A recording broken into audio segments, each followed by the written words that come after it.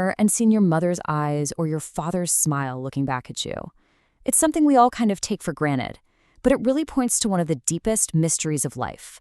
How are characteristics passed down from one generation to the next? Well, in this explainer, we're going to dive right in and unpack that very code of inheritance. I mean, this is the big question, isn't it? Reproduction creates new individuals that are similar, for sure, but also subtly different.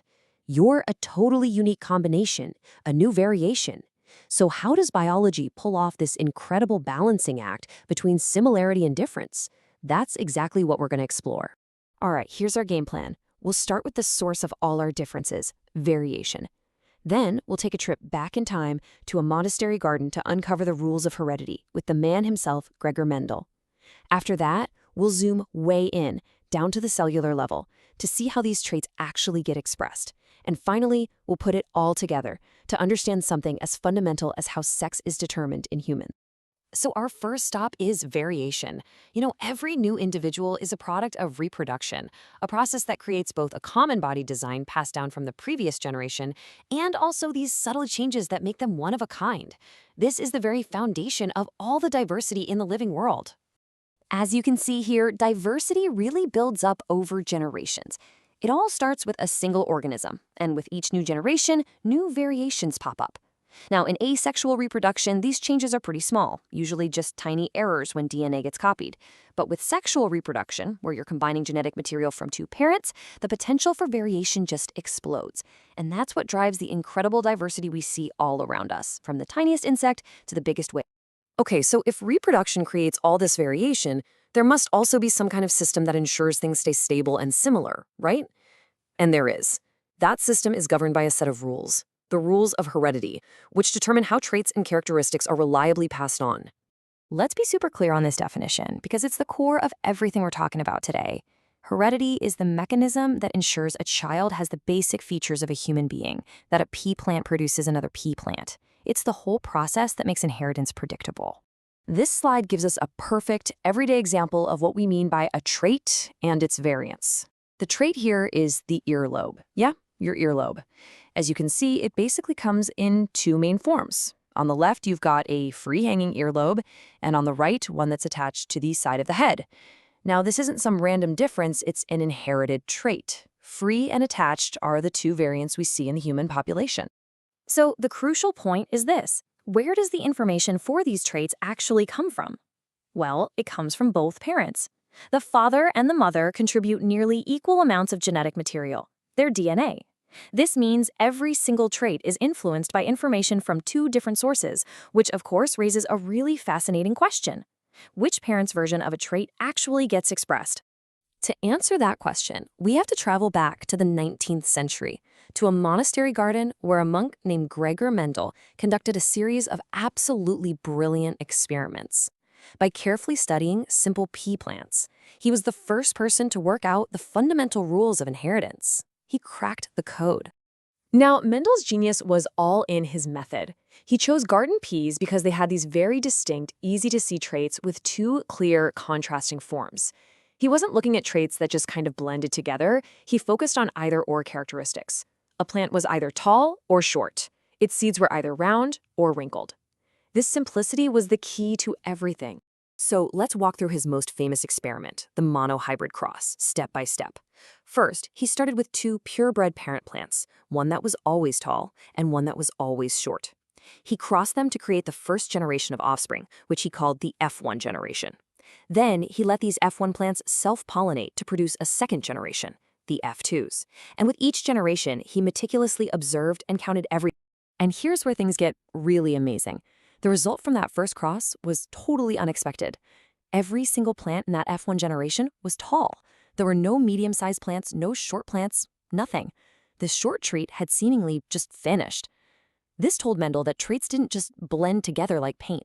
This observation led Mendel to two of the most important definitions in all of genetics. He called the trait that showed up in the F1 generation, in this case tallness, the dominant trait. And he figured that the trait that was hidden, the shortness, must still be there somewhere, just unexpressed. He called this the recessive trait. And you know what? He was right. In the next generation, the F2, that shortness trait reappeared. But it wasn't random at all. As you can see from this chart, he found this incredibly consistent pattern. For every 3 tall plants, there was 1 short plant, a perfect 3-to-1 ratio. This simple mathematical clue was the key that allowed him to unlock the secrets of heredity. Now this shows us the genius of Mendel's insight. He realized that the 3-to-1 ratio of the physical traits that you can see, which we call the phenotype, was the result of a hidden 1 to 2-to-1 ratio of genetic factors, or the genotype. He proposed that each plant has 2 factors for height. A plant could have 2 tall factors. We'll show that with 2 capital T's. Or 2 short factors, 2 lowercase t's. Or it could have 1 of each. As you can see here, if a plant has at least 1 capital T, the dominant factor, it's going to be tall. The only way for a plant to be short is to have 2 lowercase t's, the recessive factors. And boom, that explains the 3-to-1 ratio perfectly. So Mendel figured out the rules, which is amazing, but how does the mechanism actually work inside the cell? How do these factors control traits? Well, this brings us down to the molecular level, the world of DNA, genes, and chromosomes. So what even is a gene? You can think of it as a specific segment of DNA that acts like a recipe, providing the instructions for making a specific protein. And proteins are the little workhorses of the cell. They control everything. For example, the gene for plant height might code for a protein that's an enzyme, which in turn helps produce a growth hormone. A gene for an efficient enzyme leads to more hormone and a tall plant. A gene for a less efficient enzyme means less hormone and a short plant. So, genes control traits by controlling the proteins that make those traits happen. Mendel then took it a step further. He asked, what if you track 2 traits at once, like seed shape and seed color? The results are shown in this diagram called a Punnett square. What he found was that the inheritance of one trait had no effect on the other. A plant could be tall and have round seeds, or tall and have wrinkled seeds. The traits were inherited independently, leading to all these new combinations that you didn't even see in the parent generation. So why are they independent? It's because the genes for different traits are often located on separate, independent pieces of DNA called chromosomes. A good way to think about it is that chromosomes are like the volumes of a genetic encyclopedia, and genes are the individual recipes within those volumes. Each cell has 2 copies of each chromosome, one from the mother and one from the father. All right, let's take all these principles, dominant recessive traits, gene pairs, and chromosomes, and apply them to a perfect real-world example, how biological sex is determined in human beings. Okay, here's the breakdown. Most of our cells have 23 pairs of chromosomes. 22 of these pairs are called autosomes, and they carry the genes for most of our body's traits. But that 23rd pair, that one is special. These are the sex chromosomes, and they hold the primary genetic instructions for determining sex. And this is where it gets really interesting. In females, that 23rd pair is a perfect match, 2 X chromosomes, which we write as XX. In males, however, the pair is a mismatch. They have 1 normal-sized X chromosome and 1 much shorter Y chromosome, written as XY.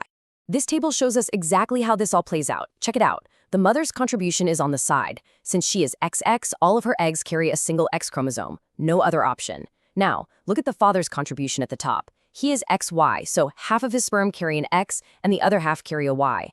This means the sex of the child is entirely determined by which type of sperm fertilizes the egg. If an X sperm wins the race, the result is XX, a girl. If a Y sperm gets there first, the result is XY, a boy. And we'll end today with a puzzle that puts everything we've just learned to the test. A man has blood group A, and a woman has blood group O. Their child has blood group O. So, which trait is dominant, A or O, and why? To figure it out, just think about what genes the child must have inherited from each parent to end up with blood type O. It's a perfect way to apply the principles we've just unpacked in this explainer.